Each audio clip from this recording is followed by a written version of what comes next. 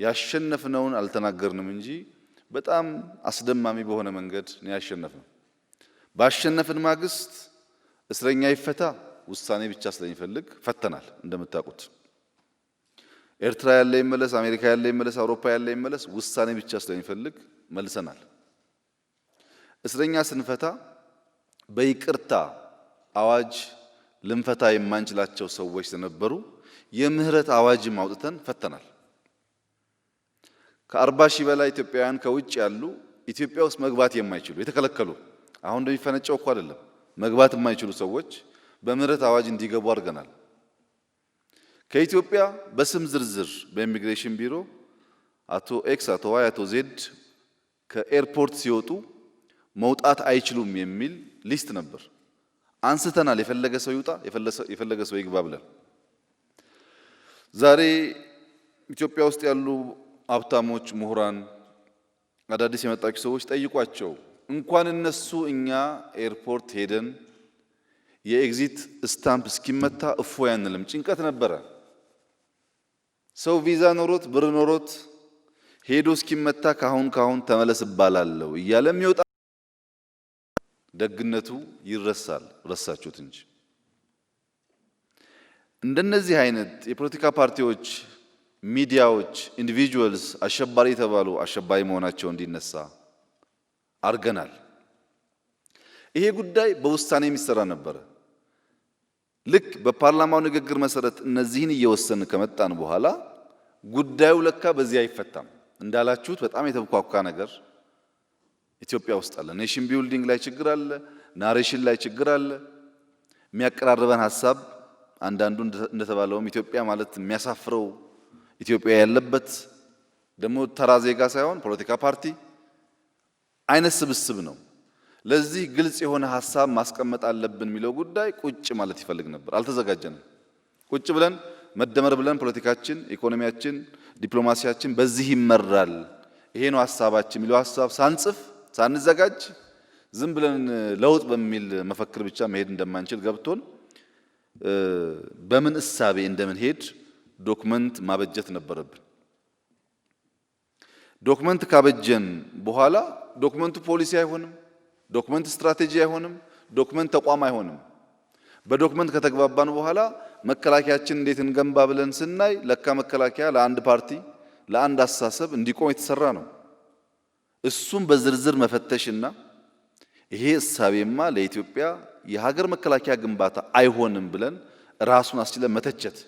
ከተቸን በኋላ እዛ ካለ አመራር ጋር በዚያ ጉዳይ መግባባት ቀላል ጉዳይ አልነበረም። ቢኮዝ 20 ምናምን ዓመት ሲሰማ የኖረውን ነገር ስህተት ነው ማለት ከባድ ነው። ትችት ብቻውን በቂ አይደለም። አማራጭ ስትራቴጂ ማዘጋጀት አለብን። ይሄ ለፖሊስ ይሰራል፣ ለውጭ ጉዳይ ፖሊሲ ይሰራል። ከፖሊሲ በኋላስ ማሰልጠን ያስፈልጋል፣ ሰው ማዘጋጀት ያስፈልጋል። ተቋም ግንባታ እንደዚህ ቀላል ነገር አይደለም። እኛ እጅ ላይ ስለሆነ የቀለለባችሁ እንጂ እናንተ ብትመጡማ ማኖ በማኖ እንደምትሆኑ አትጠራጠሩት። ምክንያቱም ቅድም እንዳነሳችሁት ውስጥ ያለው አርበኛም ቦታው ካልተመቸው የኮብራው አይነት ካልተመቸው እዚህ የበላ እዛ የሚሰራ ስለሆነ ማለት ነው። ከሚሊየን በላይ ሰራተኛ ያለው መንግስት ሁሉን ሰው የሚያቅበት ቴስት ማድረግ የሚችልበት መሳሪያ የለውም። ኮሮና እንኳን ገና 300 ሺህ ቴስት ያደረግነው ቴክኖሎጂ የለም። እየፈተሽን ይሄ ሰው ጤነኛ ነው ይሄ ጤነኛ አይደለም ማለት አንችልም። ደህንነት በእኛ እጅ አልነበረም፣ መረጃ አልነበረንም። በምን ትርክት ኢትዮጵያን ወደፊት መውሰድ እንዳለብን የተዘጋጀ ነገር የለም። ሞራል ብቻ ነው ያለው። ለዚህ ነበር ከዚህ ቀደም ከሞራል ወጥታችሁ ተዘጋጁ፣ ሐሳብ አዘጋጁ የሚል ኮሜንት ሰጥቻችሁ ነበር። እና የተቋም ግንባታው ጀምረነዋል። እናንተም ተጨምራችሁበት ገና ብዙ ትግል ይፈልጋል። ብዙ ሌባ ያለበት መንግስት ነው። እጁ በደምም በገንዘብም የቆሸሸ ስብስብ ነው። የቆሸሸ ሰው ደግሞ ንጽህና የህሊና ንጽህና የለውም። ሲያጭበረብር ይውላል። እዚህ ሲመጣ ያመሰግናል፣ እዛ ሲሄድ ይከሳል። ይሄን ማጥራትና የምንፈልገውን ስርዓት መፍጠር እንዲህ በዋዛ ባይታይ ጥሩ ነው። የምንገነባው ሀገር ነው። የምንገነባው የ110 ሚሊዮን ህዝብ ሀገር ነው። ሀገር ተብሎ እኮ 1 ሚሊዮን 2 ሚሊዮን ያላቸው ህዝቦች ይሰቃያሉ። የተቋም ግንባታውን በዚህ መንገድ ብናይ፣ ከተቋም ግንባታ ውጪ ፕሮጀክቶች አሉ።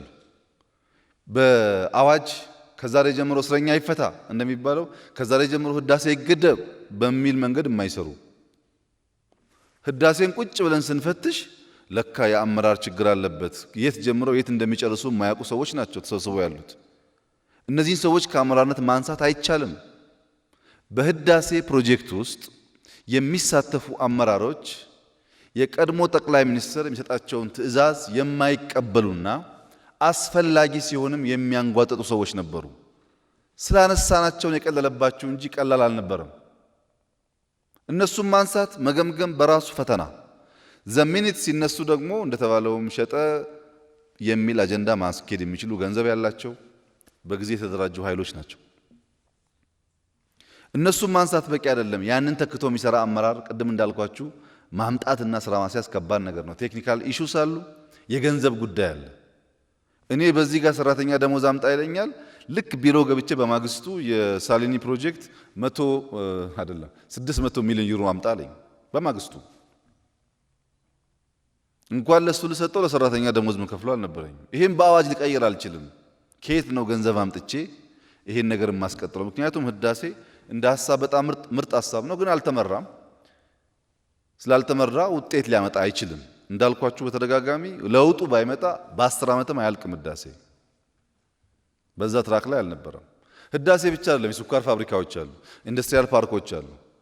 ነጌሌ ዳዋ የሚባለው የግድብ ፕሮጀክት እኮ የተከበራቸው ፖለቲካ አመራሮች ግድቡ አልቆ ዘሆል ፕሮጀክት አልቆ አርሶ አደር ጋር ተወያይቶ ውሃ መያዝ ባለመቻሉ የነበረው አመራር 3 ዓመት ቁጭ ብሏል። እንደዚሁ 3 ዓመት ማለት ቀላል እንዳይመስላችሁ። ኢነርጂ ሺፍት ነው ኢትዮጵያ ውስጥ ኢነርጂ የለም። ኢንቨስት አድርገናል፣ ውሃ ለመያዝ ግን አልቻለም። ይህንን በአዋጅ ልንፈታው አንችልም። መገምገም፣ ማየት፣ ማስተካከል ይፈልጋል እና ሂደቱን በዛ መንገድ ብታዩት ጥሩ ነው። ተቋም ግንባታ ትንሽ ያስቸግራል። ሰው ቆሽሿል። መስረቅ ባህል ሆኗል። መዋሸት፣ መቅጠፍ ባህል ሆኗል። የያዘው ቦታ ትልቅ ሊሆን ይችላል፣ ቀጣፊ ነው። የራሱን ህንፃ ገንብቶ የመንግስት ቤት የሚሻማ ነው ባለስልጣን የሚባለው። ስንቱን እናውቃለን እኛ በየሰበታና በየቡራዩ የተደረደረ ህንፃ ስንቱን እናውቃለን። ደህንነት እኮ በእኛ እጅ አልነበረም። ሌባ ነህ ስንለው በማግስቱ ተነስቶ እኔ እንትን ጠበቃ ነኝ ይላል። ሌባ ጠበቃ የሆነበት ሀገር ነው። ሌባውን ነጥለን እንዳናነሳ ደግሞ ህዝቡ በእንደዛ አይነት ማታለያ ቋንቋዎች፣ ብዙ ርቀት በማይወስዱ ቋንቋዎች ለጊዜውም ቢሆን ኢንፍሉዌንስ ይደረጋል። ይሄን በትዕግስት በማስተዋል ካልሄድም በስተቀረ እናንተ እንዳሰባችሁት በቀላሉ የሚሆን አይደለም። እኔም ማረጋግጥላችሁ ባለፈው 2 ዓመታት ኢኮኖሚ ላይ የነበሩትን በርካታ ስብራቶች ከእሳቤ ጀምሮ ለውጥ ለማምጣት ሙከራ ተደርጓል። አሁንም ችግር አለ። አሁንም ስራ ይፈልጋል። በፖለቲካው የመጣው ለውጥ ለምሳሌ በመንግስት ሚዲያ ቀላል ኤግዛምፕል ልስጣችሁ። በመንግስት ሚዲያ ጋዜጠኛ ሆኖ የሚጠይቀውን ሰው ይሄ ለውጥ እኮ ለውጥ ያመጣ ብለን ስንጠብቅ የባሰበት ሆነ፣ እናንተ ዝም ብላችሁ ተቀምጣችሁ ብሎ መጠየቅ የሚችል ጋዜጠኛ ስለ ለውጥ ይጠይቃል። ሰውየውም ይመልስለታል። እኔ ብሆን እንዲህ ብለህ መጠየቅ የቻልከው እኮ ለውጥ ስለመጣ ነው እንጂ መንግስት በዋልታ ውስጥ በፋና ውስጥ በኢቲቪ ውስጥ እንደዚህ አይነት ጠያቂ ጋዜጠኞች ተሸክሞም ልሸከም አስበውም አያውቅም። ለውጥ ከዛ ነው የሚጀምረው። ሌላው ሂደት ነው። ራስን ሳትለውጥ ሀገር መለወጥ፣ ፓርቲ መለወጥ የሚባል ሁኔታ ውጤታማ ያደርግ። ስለዚህ ተቋም ግንባታው አስቸጋሪ ነው። እንዳላችሁት የእናንተ ድጋፍ ያስፈልጋል። ቢያንስ በኢንፎርሜሽን የሚያጭበረብረውን የሚሰርቀውን በየቦታው እያሰረ 4 ወር 5 ወር የሚያስቀምጠውን መረጃ የሰጣችሁን ከተጋገዝን ፈር እየያዘ ይሄዳል የሚል እምነት አለኝ። እኔም በሱ መንገድ እንተጋገዝ። እኛ እንጀምረዋለን፣ እናንተ ብትመጡም አያልቅም። ተቋም ግንባታ it will take us years። የጃፓን የኢኮኖሚ ፋውንዴሽን ተቋም ግንባታ ነው።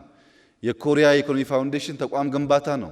ልማታዊ መንግስት የሚባል ፍልስፍና የለም፣ ቲዮሪ የለም፣ አስተሳሰብ የለም። ሜተድ ነው። ችግር መፍቻ ሜተድ። ችግር መፍቻ ሜተድን ተቋም ገንብቶ የፈቱ ሀገራት በምን አይነት መንገድ እንደፈቱ ምሁራኖች የነበራቸው ሚና፣ ፖለቲካል ፓርቲዎች የነበራቸው ሚና እናንተም ብታግዙን ጥሩ ነው ብዬ አስባለሁ። ሁለተኛ ያነሳችሁት ሰላም ነው። ስለ ሰላም ያላችሁ ኮንሰርን ያነሳቻቸው ኢሹዎች ምንም ልዩነት የለኝም። ግን የተከበራችሁ የፖለቲካ ሰዎች እባካችሁን ሌላ ሰው ሞቶ ሌላ ሰው ታስሮ እናንተ ሳትታሰሩ ሳትሞቱ ሳትደሙ ስልጣን መያዝ ግን አታስቡ። አሁን ችግር የሆነው እንደፈለግን እናባላለን። እኛ መታሰር የለብንም። ቢኮዝ እኛ የፖለቲካ ፓርቲ አባል ነን፣ በቲቪ የምንታወቅ ሰዎች ነን። ለማባላት ቀንደኛው ባለቤት እኛ፣ መታሰር ያለበት ግን ሌላ ሰው ነው ብለን እናምናለን። እስቲ አስቡት፣ እስካሁን ባያችሁት ግጭት ውስጥ ግጭትን የሚያቀናብሩ ሰዎች እንኳን እነሱ ወንድሞቻቸው ቆስሎ ያውቃሉ? ልጆቻቸው ቆስሎ ያውቃሉ? የድሃውን ልጅ ማባላት መብት፣ የድሃው ሲታሰር የህግ የበላይነት ማለት ትክክል፣ አንተ ስትነካ ስተት። እንደሱ ብዙ የሚያዋጣ አይመስለኝም። የሚያዋጣን ነገር የእግር ኳስ ጨዋታን መሰረታዊያን ማወቅ ነው። ቀላል ነው ፎርሙላው። 5 አክተርስ አሉ። አንደኛው አክተር የሚጫወቱ ቡድኖች ናቸው። ቡድን ኤክስ እና ቡድን ዋይ ከሌለ ጨዋታ የሚባል ነገር የለም። ባዶ ሜዳ ውስጥ ታስፈልጋላችሁ። እናንተ የፖለቲካ ፓርቲዎች የጨዋታው ቡድን ስለሆናችሁ አስፈላጊ አክተር ናችሁ። ግን ብቸኛ አክተር አይደላችሁ። ሌሎች አክተሮች አሉ። ቡድኖቹ የመጫወቻ ሜዳ ያስፈልጋቸዋል። የመጫወቻ ሜዳ ከሌለ የሚሆነው ምንድነው? ቡድኖች አሉ። በቴሌቪዥን ማንቸስተር እና ቼልሲ እንደሚባለው በርቀት የሚያዩ ይሆናሉ እንጂ ሜዳ ውስጥ ገብቶ አይጫወቱም። በየቀኑ ሜዳውን እያፈረስን የሜዳውን መጠሪያ እየተጠየፍን ኳስ ጨዋታ የሚባል ነገር የታለ? ሀገር እያፈረስን የሀገር መጠሪያ ዲና እያደረግን መጫወት አያስፈልግም። ፖለቲካል አኒማል ከሆን መጀመሪያ ሀገር መኖር አለበት፣ መጫወቻ ሜዳው መኖር አለበት የሚለውን ነገር ሁሉም ሰው የሚያምንበት ካልሆነ በስተቀር ሊሆን አይችልም። ሶስተኛው የጨዋታ ህግጋት ናቸው። ሰው ሜዳ ከገባ በኋላ እኔ ፔሌ ስለሆንኩ፣ እኔ ማራዶና ስለሆንኩኝ፣ እኔ ሜሲ ስለሆንኩ በእጄም ባስገባ ማኑ አይባልም፣ ማኑ የሚባለው ለመንደር ተጫዋች ብቻ ነው የሚል ፖለቲካ አይሰራም። ህግ አለው። የእግር ከሆነ የእግር ጨዋታ ነው፣ የእጅ ከሆነ የእጅ ነው። ፋውል ሲሰራ አንድም ቀን ተጫዋች ፋውል ሰርቻለሁ ብሎ አያውቅም። ሁላችን በቲቪ እያየን በእጁ ነክቶ አልነካውም ብሎ ዳኛ ጋር ግብግብ ነው። ፋውል ተሰራ የሚለው ፊሽካ የሚነፋው ዳኛ ነው። ዳኛ ያስፈልጋል። ኳስ ተጫዋች ስላለ ሜዳ ስላለ ብቻ ሳይሆን ያን የሚያስተዳድር ህግ ያስፈልጋል። ያን የሚፈታ ደግሞ ዳኛ ያስፈልጋል። አሁን ዳኞች በዓለም ባለው ልምምድ ብቻቸውን ስለማይችሉ በቴክኖሎጂ ይታገዛሉ፣ በካሜራ። አሁን ያለው ዳኛ ቅድም እንዳላችሁት የሚጎለው ነገር ካለ በመረጃ ማገዝ፣ በአቅም ማገዝ ያስፈልግ ይሆናል ማለት ነው። የድሮ እግር ኳስና የአሁን እግር ኳስ አንድ አይደለም። ዳኛው ይነገረዋል፣ እዚህ ጋር ላይ ይሄም በደንብ አስተውል እየተባለ ይነገረዋል፣ ይታገዛል። ዳኞች የግድ ያስፈልጋሉ። ይሄም በቂ አይደለም። ፉትቦል ፌዴሬሽን ያስፈልጋል። በሚቀጥለው እሁድ ጊዮርጊስ እና ቡና እንደሚጫወቱ ፌዴሬሽን ካልወሰነ፣ ክለቦች ተነስተው እኛ ብቻ እንጫወታለን ካሉ አይሰራም። ለዚህ ነው የምርጫ ቦርድ የሚያስፈልገው፣ ተቋም የሚያስፈልገው። የእኛም ፖለቲካ ስናይ ምርጫ ቦርድ ያራክሳል፣ ኢንስቲትዩሽን ያራክሳል፣ ኢንስቲትዩሽን ስራ ሊሰራ አይችልም ይላል። ምርጫ ቦርድ አዋጅ ከመቀየር ጀምሮ የምርጫ ቦርድ አባላት እናንተና ወያይተን የሰራ ነው። አንድም በምርጫ ቦርድ ምርጫ ውስጥ ብልጽግና ሚና አልነበረው። የነበራችሁ ታውቃላችሁ። ገለልተኛ ሰዎች ተደራጁ፣ ሐሳብ አቀረቡ። ኦነግ ያቀረበውን፣ አብን ያቀረበውን፣ ሌላ ፓርቲ ያቀረበውን ነው እኛ ቦርድ ያልነው። የነበራችሁ ታውቃላችሁ።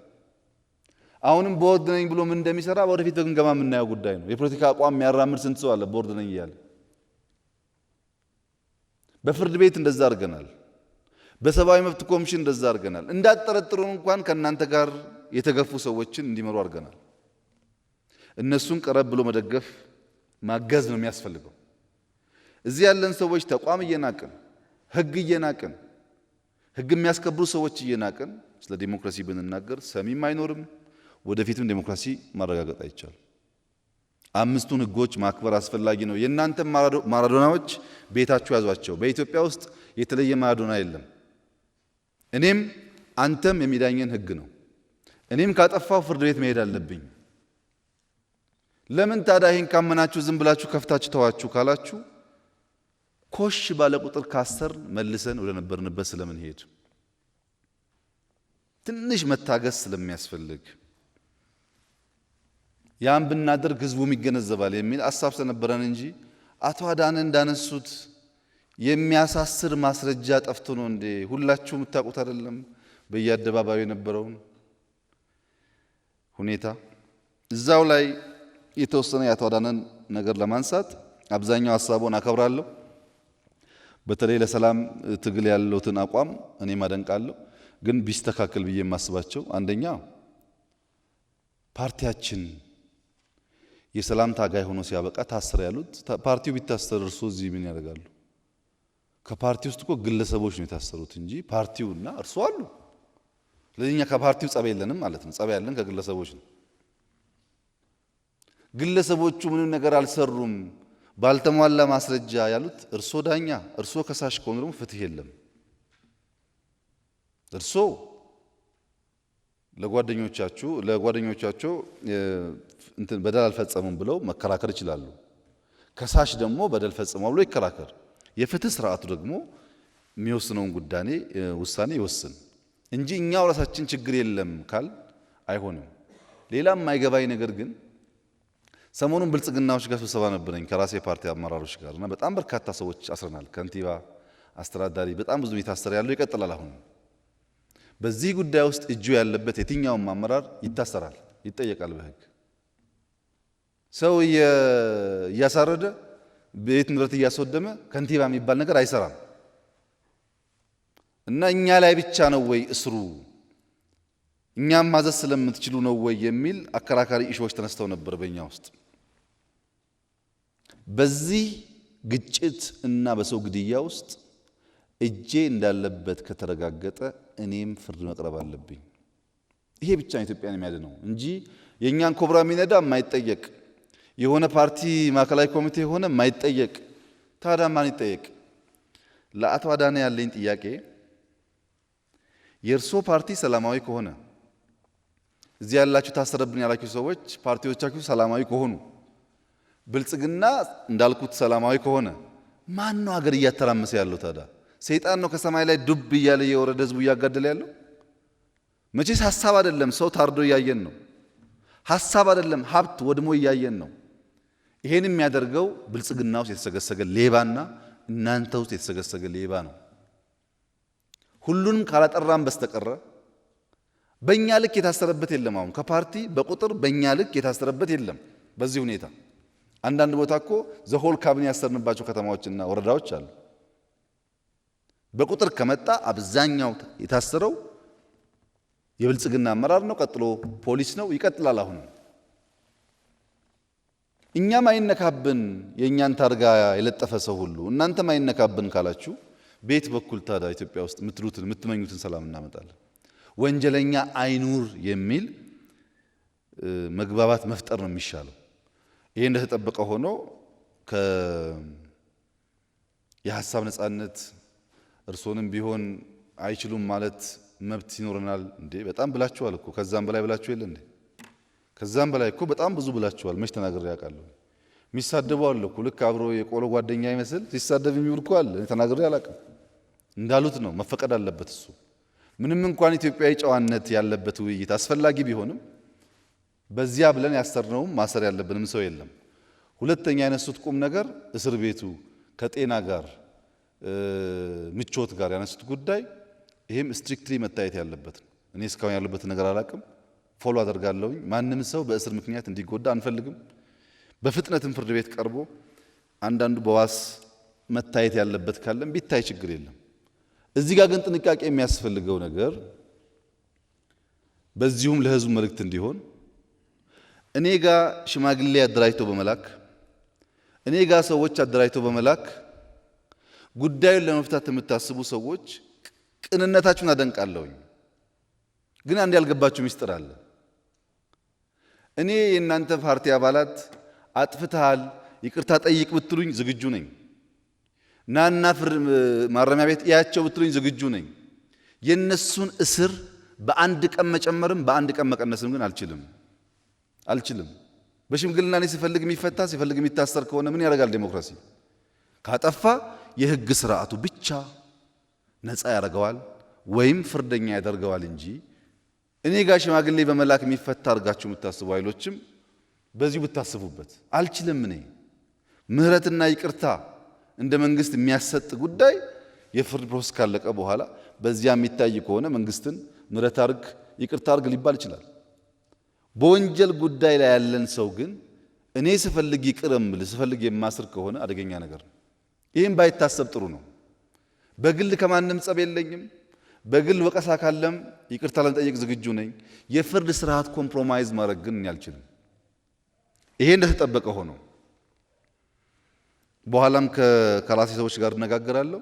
የማንኛውም ፖለቲካ አመራር ተጠርጣሪ ሰው ጉዳዩን በዋስ ውጭ ሆኖ መከታተል የሚያስችል ነገር ካለ የፍትህ ስርዓቱ ደግሞ ህጉን ተከትሎ ማድረግ አለበት። መጫን አያስፈልግም። ወንጀሉን በትክክል በማስረጃ ማየት፣ በዋስ የሚታይ ከሆነ በዋስ ማየት፣ በፍጥነት ፍርድ መስጠት የሚቻል ከሆነ መስጠት።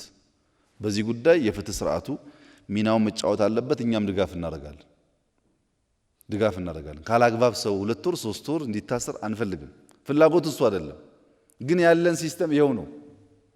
ይሄን ሲስተም ይዘን ምናልማቸውን ምርጥ ህልሞች እውን ማድረግ እንቸገራለን።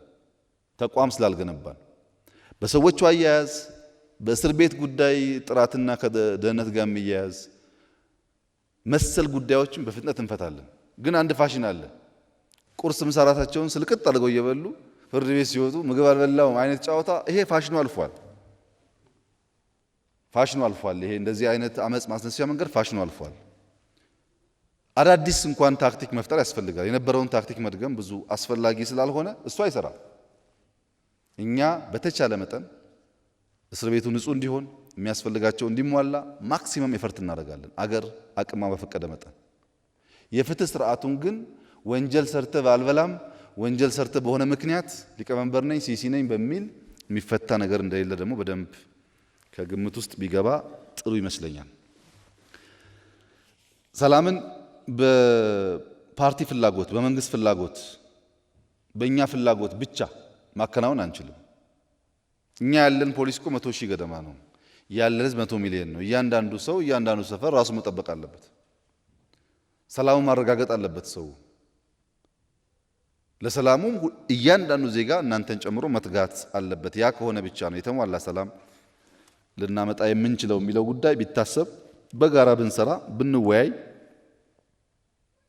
ጋፖች ካሉ እየፈታን ብንሄድ ጥሩ ነው። ለታረደ ሰው ሳንጨነቅ፣ ለተቃጠለው ሀብት ሳንጨነቅ፣ የኢትዮጵያ ህልውና አደጋ ውስጥ መግባቱ ሳያስጨንቀን ከበደ ተሰማ ታሰረ የሚል ጉዳይ የሚያስጨንቀን ከሆነ ግን የፕራዮሪቲ ችግር አለብን ማለት ነው። ታስሮ ካላግባብ ከሆነ በኋላ ይቅርታ መጠየቅ ይሻላል ሰውየው። አሁን እኮ ጉዳዩ ያለቀ አይደለም። አጫሉ ከተገደለ በኋላ እኮ ሊስቶች አሉ፣ ይቀጥላሉ የሚባሉ ሊስቶች ነበሩ። ከዚህም ከዚያ የሚገደል ሰው ብዙ ነው። ያ የሚገደለውን ሰው ጠብቀን ህይወቱን ማዳን ካልቻል በአጫሉም እያለቀስን በሌላውም እያለቀስን መቀጠል የለብንም። በእንደዚህ አይነት ጊዜ ሚስቴክ ሊፈጠር ይችላል። በፍጥነት እየፈታን መሄድ እንሞክራለን። አቶ አዳንም ከዚህ አንጻር ቢመለከቱት ጥሩ ነው። ሽግግር መንግስት ሀሳብ ማቅረባችሁ ብዙም የሚቆረቁር ነገር አይደለም። ትችት ማቅረባችሁ የሚቆረቁር ነገር አይደለም። የመሰላችሁን በሰላማዊ መንገድ ማቅረብ መብታችሁ ነው።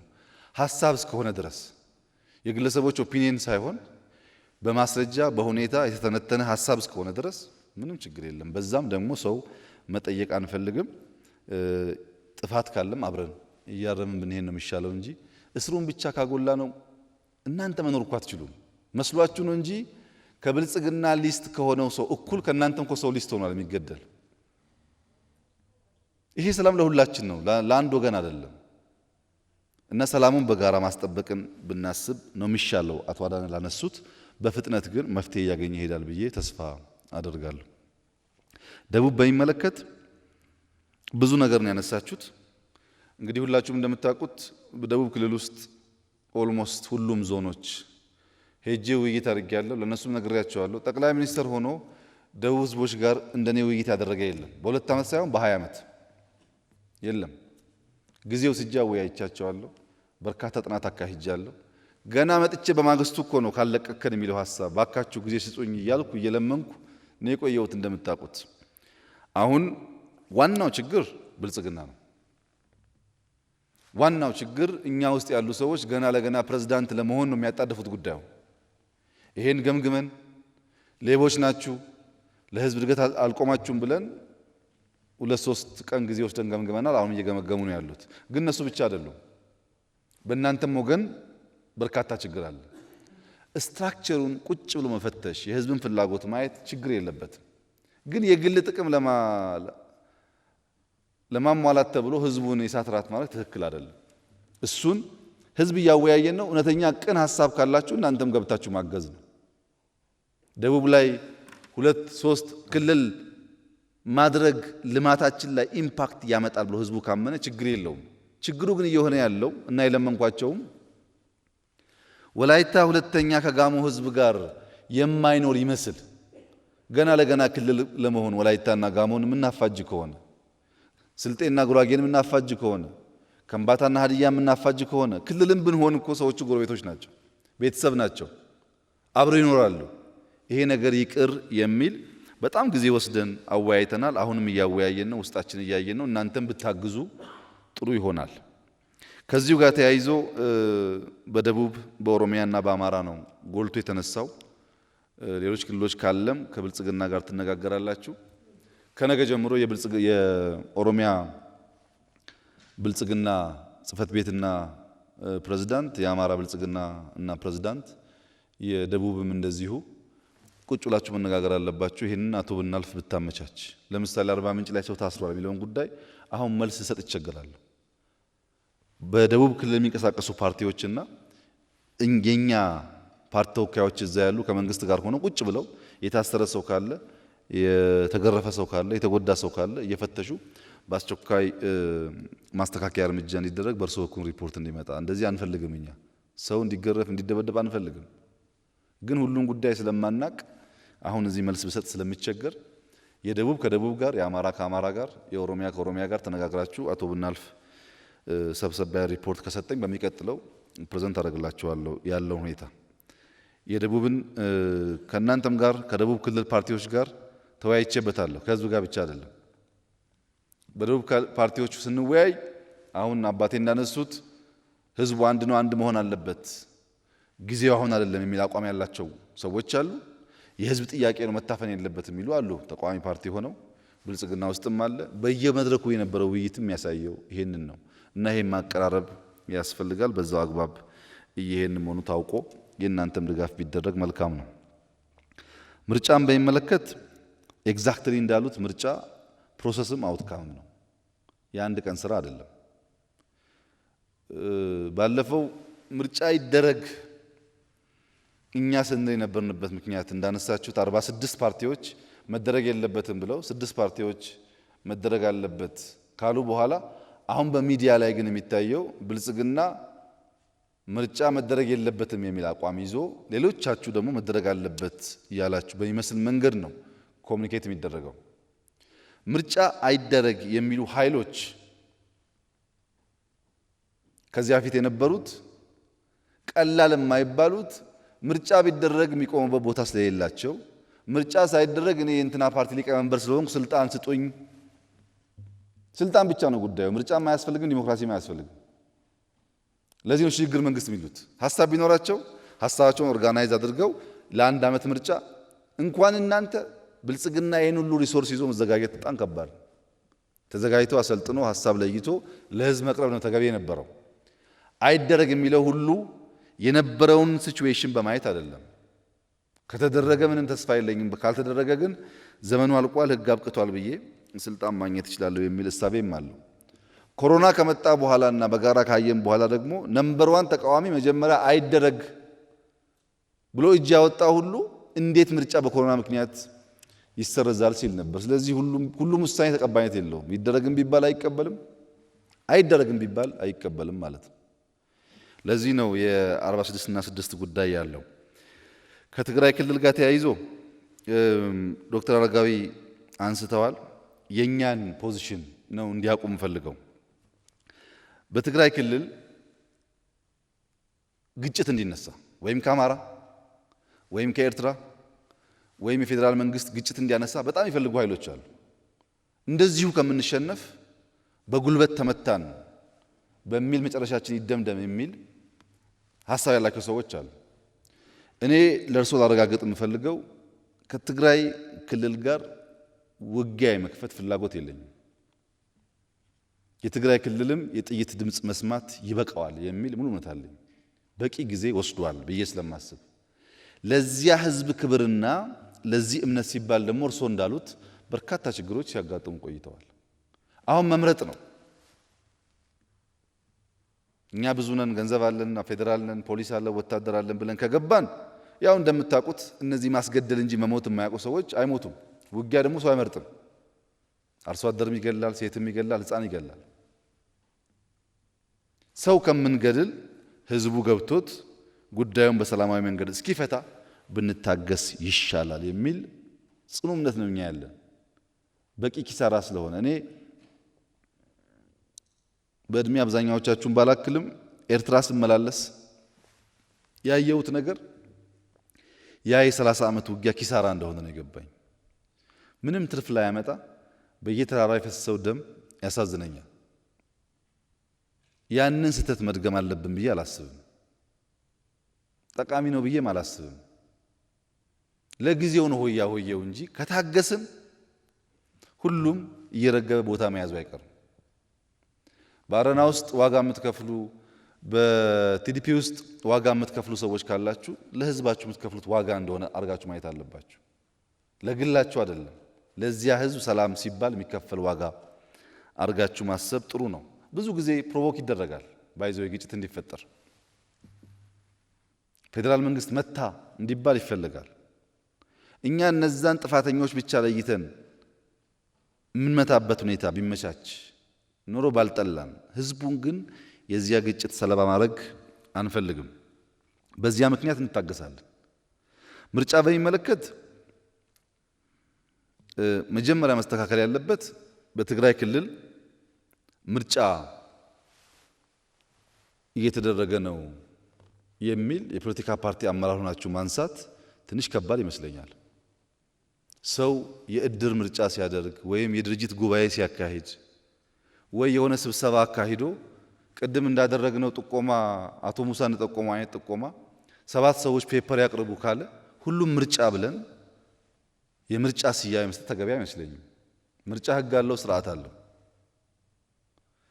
እኛ ምርጫ እንዲደረግ የነበረን አቋም ታውቃላችሁ። ኮሮና አስቀረው። አሁን ቢበዛ እንደኔ እምነት 9 ወር 10 ወር ነው ምርጫ ቢቆይ። በትግራይ ክልል ያለው አሁን ያለው የእንቅስቃሴ ለምርጫ ቦርድ ጥያቄ አቅርበዋል።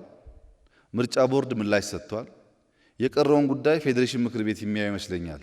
ብዙ አያስጨንቀኝም። እኔ ለምን አያስጨንቀኝም? የፌዴሬሽን ምክር ቤት እስከሚቀጥለው ምርጫ የዛሬ 9 እና 10 ወር እስከሚደረግ ምርጫ ድረስ በክልልም በፌዴራልም አሁን ስልጣን ላይ ያሉ መንግስታት ይቀጥሉ ብሎ ወስኗል።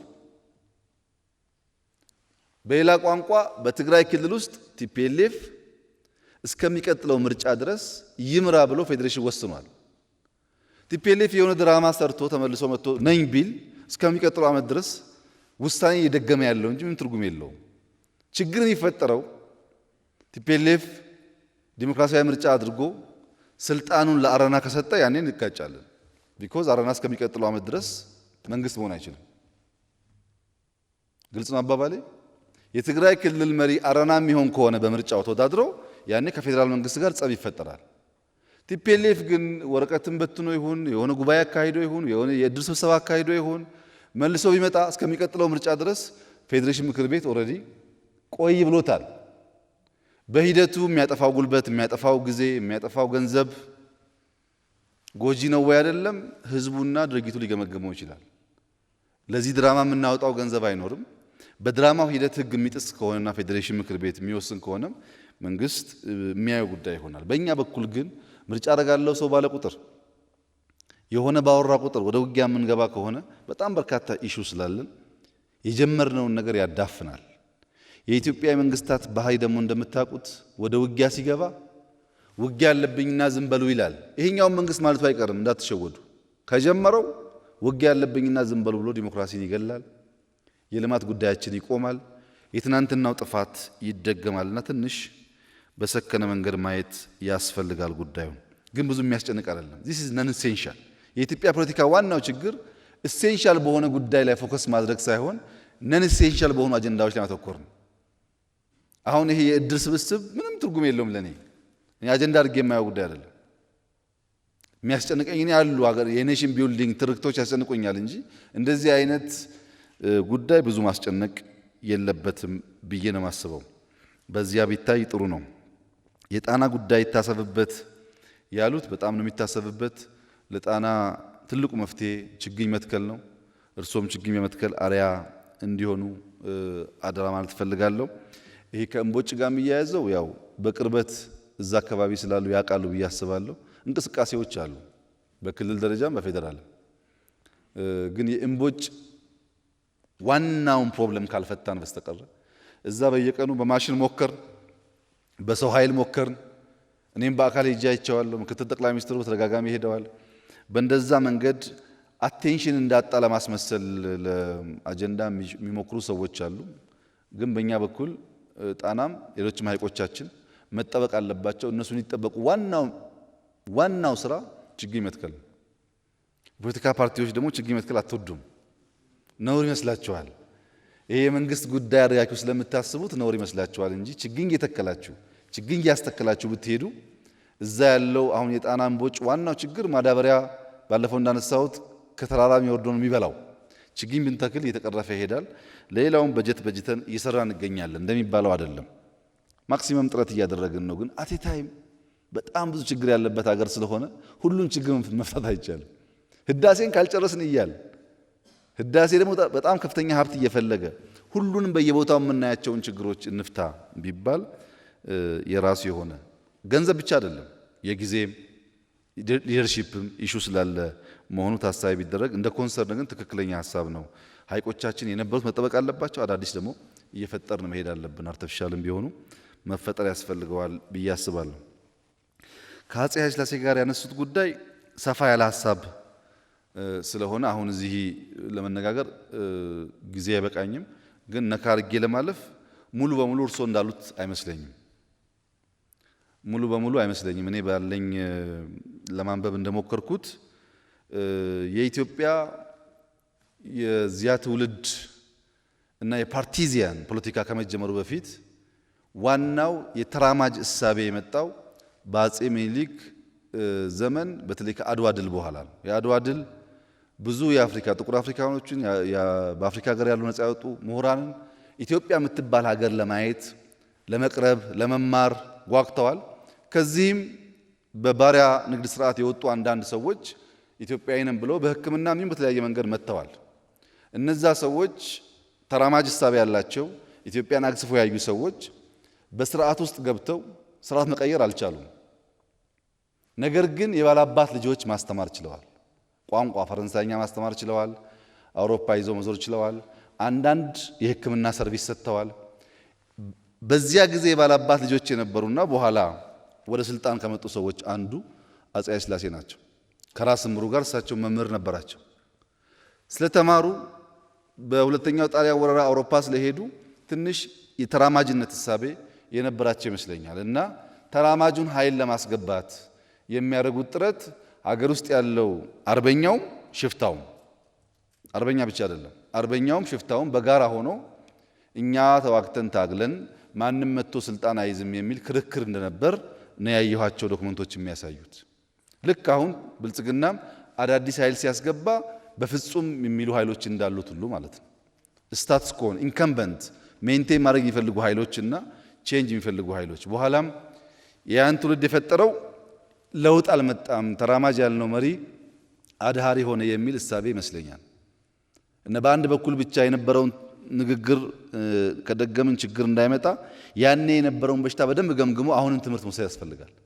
አዲስ ሰው የተማረ ሰው የተለየ ሐሳብ ያለው ሰው ለማየት ፍላጎት የለውም የኛ ሲስተም ያኔም ዛሬም። አሁን ተነስቼ እኔ ከእናንተ ውስጥ ሁለት ሰው ሚኒስቴር ባደርግ የመጀመሪያው ጣጣ የሚፈጠርብኝ ቤቴ ውስጥ ነው። ዝግጁ አይደለም። ብቃት ያለው ሰውም እያየ ለመቀበል ዝግጁ አይደለም እና የዚያ ተቀጽያ እንዳይሆን በአንድ በኩል ብቻ የአርበኛና የባንዳ በሚል ሮንግ ሜሴጅ እንዳናስተላልፍ እሱም ይኖራል በውስጡ ግን እሱ ብቻ ባይሆን ብዬ ነው። የየክልል አንስቻለሁ። ከኢህአፓ ጋር ተያይዞ የቸና የሸ ጉዳይ በሚያስኮርፋችሁ መንገድ ተገልጾ ከሆነ በጣም ነው ማዝነው። ለኢህአፓም ለመኢሶንም ለያ ትውልድ ኢን ጀነራል ለነበረው ሙቭመንት ክብር አለኝ። ደካማ ጎኖች ደግሞ እንዳሉ በደንብ ፊል አደርጋለሁ። ለምሳሌ ቸና ሸ ብቻ ሳይሆን በእርሶ ፓርቲ ውስጥ ከነበሩ ከፍተኛ አመራሮች በዘሩ ክሸንና በጌታቸው ማሩ መካከል ብርሃነ መስቀል ጀምሮ የነበረው ክርክር በዝርዝር ሳነብ ያሳዝነኛል። 60 ሰዎች የገደለው ደርግ ፋሽስት ነው ወይስ ፋሽስት አይደለም የሚል ስም ለመስጠት ደርግን እንደግፍ ወይ እንደግፍ በከተማ ነው በጫካ እንታገል ለሚል ክርክር ጌታቸው ማሩ መሞቱ ያሳዝነኛል። ያ ጊዜ ትውልድ በጣም ኢሞሽን የሚያጠቃው እና በጣም ለአይዲያ የተቸነከረ እንደሆነ ፊል አደርጋለሁ። ግን ፓርቲዚያን ፈጥራችኋል ኢትዮጵያ ውስጥ አሁን ያለውን እንቅስቃሴ እኛንም ጭምር በማምጣት ትልቅ ሚና አላችሁ። ብዙ ትምህርት የሚወሰድባችሁ እንደሆናችሁ አውቃለሁ። ይሄ እንደተጠበቀ ሆኖ ግን እርሶም እንደሚያውቁት በመኢሶንና በኢህአፓ መካከል በአይዲዮሎጂ ደረጃ ከንግግር ያለፈ የሚያፋጅ ጉዳይ እንዳልነበረ ያውቃሉ። ሁለቱም ሌፍቲስቶች ናቸው። መንግስቱ ሌፍት፣ ፓርቲዎቹ ሌፍቶች ናቸው። ነገር ግን ተቀራርበው ተወያይተው ችግር እንኳን ካለ እያጠበቡ እንደመሄድ በቋንቋና በዴፊኒሽን ስንትና ስንት ሰው እንዳለቀ እርሶ ያውቃሉ። የእኛን ኤግዛምፕል ላንሳሎት። ትምኪትና ጠባብ የሚባል ቋንቋ ነበረን እና ይሄ ትምኪት የሚባል ቋንቋ ህዝቡ እያስኮረፈ ስለሆነ ጠባብ የሚለው ቋንቋ እያስኮረፈ ስለሆነ ኮንቴንቱን ሳንቀይር በውስጥ ያለውን ሐሳብ ሳንቀይር ትምኪትና ጠባብ የሚለውን ተርም ብቻ እንቀይር ሲባል ያ ጊዜ ትውልድ ያብዳል። ትምኪት ከተነሳማ አብረን መታገል አንችልም ይላል። ኮንቴንቱን አይደለም ተርሙን። እንደዚህ አይነት የመቸከል ነገር መጥፋት አለበት የሚል እምነት ነው በእኔ በኩል ያለው እንጂ ያኔ ትውልድ ምንም አልሰራም አልታገለም ወይም ጀግንነቱ ለማንበብ መሞከሩን የሚያራክስ እምነት ብዙ የለኝም። እና ቸና ሸን ምናልባት እናንተና መኢሶን ነካ ለማድረግ ፈልጌ ያነሳሁት ሐሳብ ይሆናል። ስለናንተ በጣም ብዙ ስላነበብኩ እና ጊዜ ስላጠፋው ዝርዝር ችግሮቻችሁን ከፈለገን ጊዜ ወስደን መወያየት እንችላለን። በጣም ብዙ የሚተች ነገር እንደነበረ መደበቅ አይቻልም። ኃይሌ ፊዳ አልጄሪያ ሄዶ የነበረው ከእናንተ አማራጮች ጋር የነበረው ንግግር ቢግባቡ ኖሮ አብዛኛው ነገር ይፈታ ነበር። ኃይሌ ፊዳ ከአውሮፓ አልጄሪያ የሄደበት ጉዳይና ያወያያቸው ጉዳይ ያን ያክል የሚያጋድል አልነበረም በኔ ንባብ። የእርሶን ያክል ባላቅምና እንደዛ አይነት ነገር በዛ ቢታይ የሚገባችሁ ክብር ግን እንዳለ ሆኖ እሱ ብቻ እኮ አይደለም። ህብረ ብሔራዊ ፓርቲ ለመፍጠር የነበረውን በሽታ በዚያ ጊዜም በኋላ በቅንጅት በህብረት ጭምር የነበረውን በሽታ ስታዩ እነሱን ነገሮች ሳንፈራ በደንብ ገምግመን ካላስተካከል አሁን ብልጽግና እንዴት አድርጎ ነው ከእናንተ ፓርቲ ጋር የሚዋሃደው? እንደ ነውር ነው የሚታየው፣ እንደ ታቡ ነው የሚታየው። አብሮ መስራት ተገቢ ያልሆነ ተብሎ ነው የሚታሰበው እንጂ እኮ አይዲያ አምጣ ቢባል እዚህ የተሰበሰበው 100 ሰው ቢበዛ 2 ወይ 3 ሐሳብ ነው ያለው። ያንን ገምግመን ካልተቸን በስተቀረ አሁን የጋራ መንግስት መፍጠር አንችልም። የባለፈውን መገምገሙን በዚያ ቢያዩት እንደውም ከኔ በላይ እርሶ ስለሚያውቁ የበለጠ ደካማ ጎኑ ጠንካራ ጎኑን በደንብ ቢያሳዩት ጥሩ ይሆናል ብዬ አስባለሁ። ቁንጽል ትችትም ትክክል አይደለም። በደፈናው ደግሞ ያኔ ትውልድ የሚባለውንም እንከን አልባ አድርጎ ማሳየትም ትክክል አይደለም። ጠንካራ ጎኑን መያዝ፣ ደካማ ጎኑን ማረም፣ መደመር እንደዛ ነው የሚለው። ትናንትና ውስጥ ወረትም አለ፣ ትናንትና ውስጥ ውዝፍ ስራም አለ ይላል። ዛሬ ውስጥ ጠንካራ ጎን አለ፣ ዛሬ ውስጥ ደካማ ጎን አለ ይላል። ነገ ውስጥ ተስፋ አለ፣ ነገ ውስጥ ስጋት አለ ይላል። የጊዜ ታካኪ አንሁን የሚለው መደመር ለዛ ነው። እና በዚያ ቢረዱኝ እርሶን ለማስከፋት ወይም ኢህአፓን ለማስከፋት ተደርጎ ባይታሰብ ጥሩ ነው። የእናንተ ብቻ ግን አይደለም። ነፃ አውጪ የሚባሉ ፓርቲዎችም እንደዛ ናቸው። ለምንድን ነው ቲፒኤልኤፍ እና ኦነግ ዛሬ ባንዲራውን በጋራ ማንጠልጠል የሚችል ከሆነ ያኔ ግንባር መፍጠር ያልቻለው? ሐሳቡ አንድ ነው። ሌፍቲስት ነው የነጻነት ግንባር ነው መጠየቅ አለብን እኮ ለምንድን ነው ብለን እና ያንን በሽታ በደንብ ማየት ጠቃሚ ይመስለኛል። ሌላው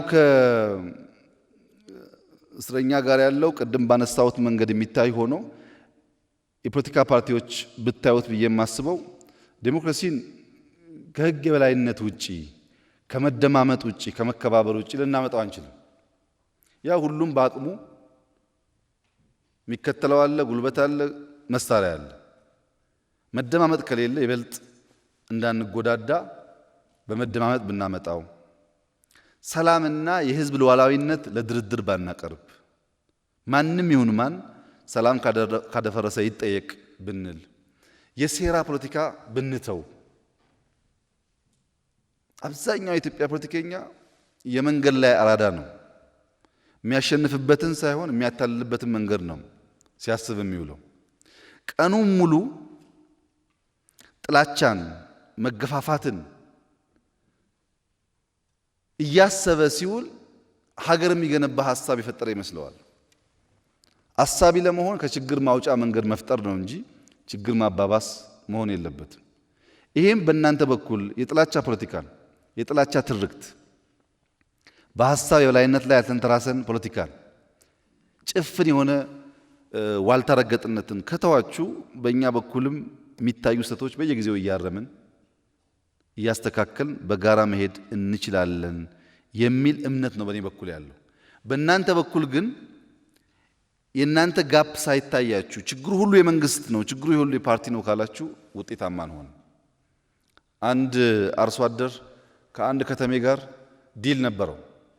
ለ100 ግራም ዳቦ 100 ግራም ቅቤ ማቀበል። ከከተማ 100 ግራም ዳቦ ይቀበላል፣ እሱ ደግሞ 100 ግራም ቅቤ ለዳቦ ጋጋሪ ይሰጣል።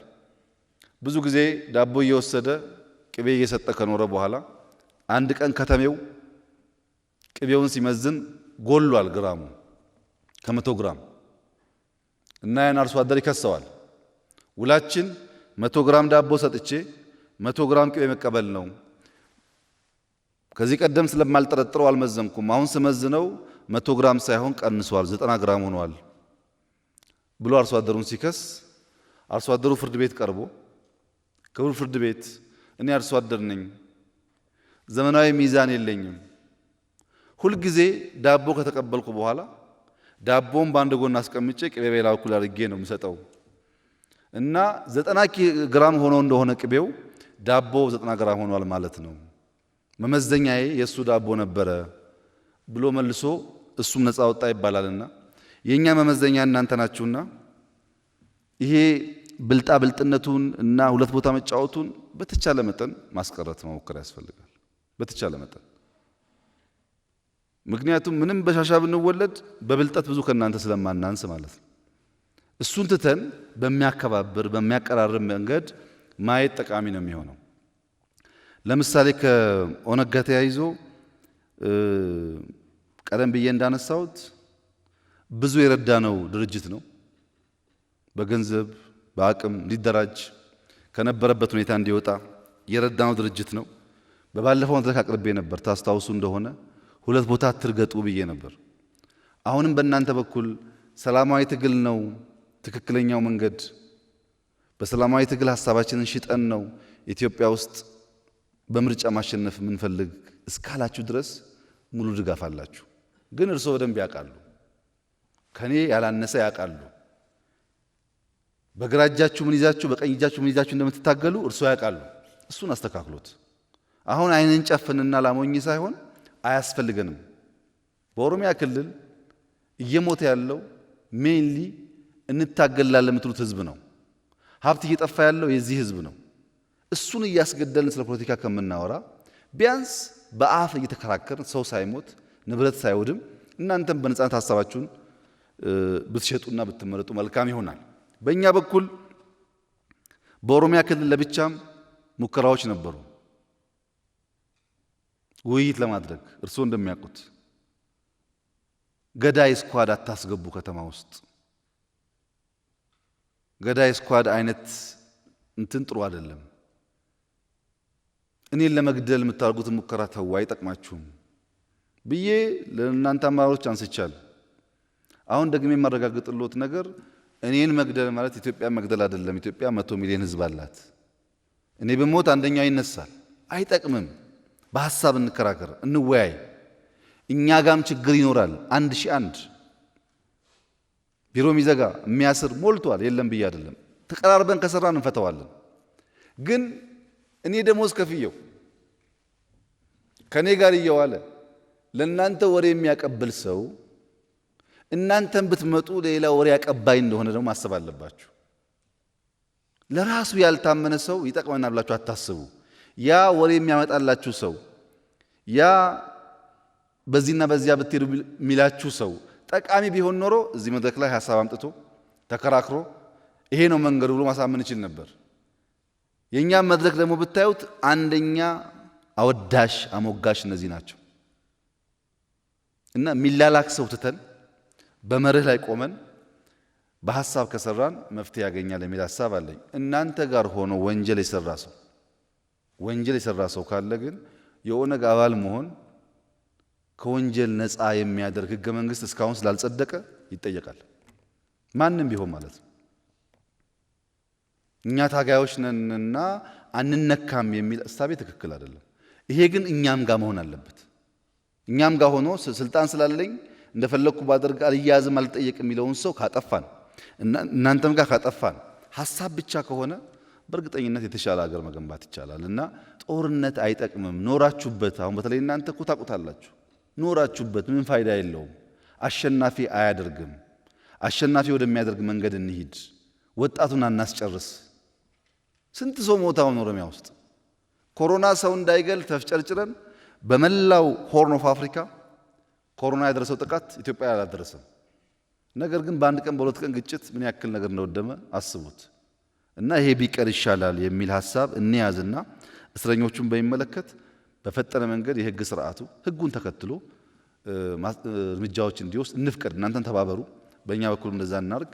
ካላግባብ የታሰሩ ሰዎች፣ በቂ ማስረጃ የሌለባቸው ሰዎች ደግሞ ካሉ እኛ ሳንሆን ራሱ የህግ ስርዓቱ እነዚህን አልፈልጋቸውም እያለ የሚሄድበትን መንገድ እንፍጠር። ያ ሲሆን ተቋም የሚገነባው። በዚያ መንገድ ከሄድን መፍትሄ እያገኘን እንሄዳለን ብዬ አስባለሁ። ሞኖፖሊ ኦፍ ቫይለንስ 100% ለመንግስት መተው አለበት። ይህን ካላደረግን በስተቀረ የህግ የበላይነት ካልተከበረ በስተቀረ ዴሞክራሲ የሚባል ነገር ማምጣት ስለሚያስቸግር በእኛ በኩል ማንም ሰው ከእኛም ይሁን ከእናንተ ወንጀል ከሰራ ለህግ እናቀርባለን። ጨለማ ቤት አናስርም፣ ጥፍር አንነቅልም፣ እግር አንቆርጥም። ግን ይዘን ለመንግስት እናቀርባለን። የእስር ቦታው ካልተመቸስ አቶ አዳነ እንዳነሱት እናጸዳለን፣ እናስተካክላለን። በዚያ መንገድ ሰው እንዲቀጣ አንፈልግም። ህግ ግን ስራውን መስራት አለበት። ያን ካደረግን ብቻ ነው ለውጥ የሚመጣው።